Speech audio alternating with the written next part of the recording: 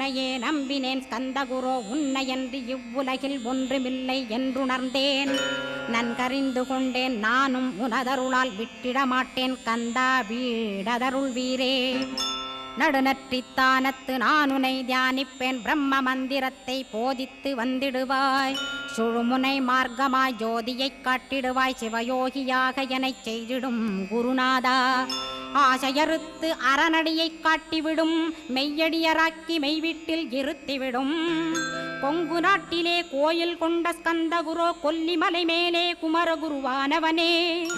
கஞ்சமலை சித்தர் போற்றும் ஸ்கந்தகிரி குருநாதா, கருவூரார் போற்றும் காங்கேயா ஸ்கந்தகுரோ. மருதமலை சித்தன் மகிழ்ந்து பணி பரமகுரோ, சென்னிமலை குமரா சித்தர் கருள்வோனே. சிவவாக்கிய சித்தருளை சிவன்மலையில் போற்றுவரே, பழனியில் போகருமே பாரோர்